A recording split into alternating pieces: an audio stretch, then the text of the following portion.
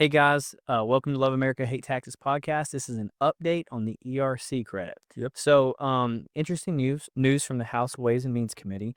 It looks like there's actually an end coming to the ERC credits. Well, last year, Ryan, they passed the what was it, the Tax Relief for American Families and Workers Act, Mm-hmm. and inside of there, they were saying, let's put a halt to this as of January 31st of 2024. And of course, that was passed overwhelmingly by the House, 357 to 70. But that's got stalled out in the Senate. So what has happened is the House Ways and Means Committee has brought it back to the forefront and said, listen, if we put an end to it, back retroactive back to the date that we said back in January of last year, it's going to save somewhere between 70 to 75 billion dollars over the next 10 years. So unfortunately, as we've talked about before, there's been a lot of fraud, a lot of fraud, unfortunately.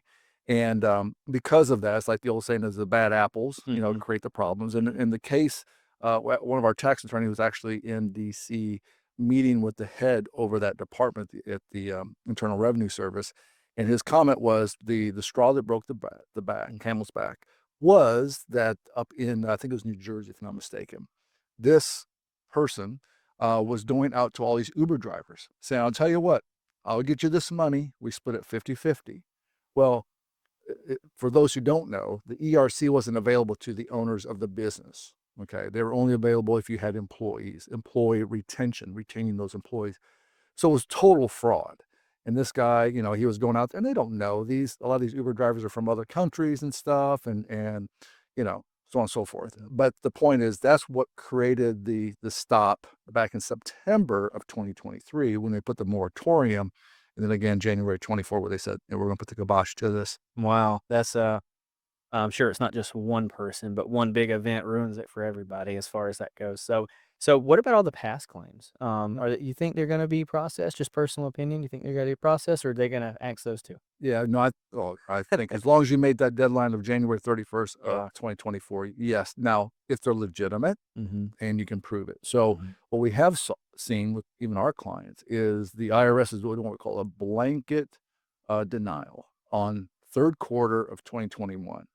And part of the reason why is because their position is that most states had lifted any type of restrictions by the third quarter.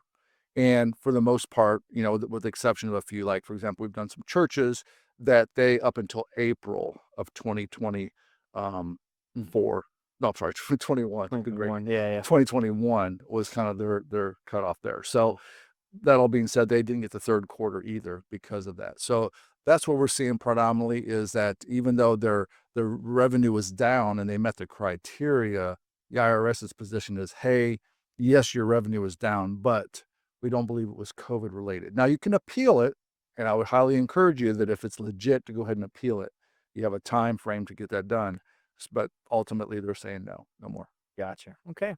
Well, guys, thanks for hanging out for the update. If you like our content, make sure you like and share it on Facebook, YouTube, wherever you see it. We want to make sure we provide good content for you. So if you have any topics you'd like for us to talk about, Mhm. feel free to send those in as well. Thanks so much for joining us, and we'll see you in the next one. Thank you.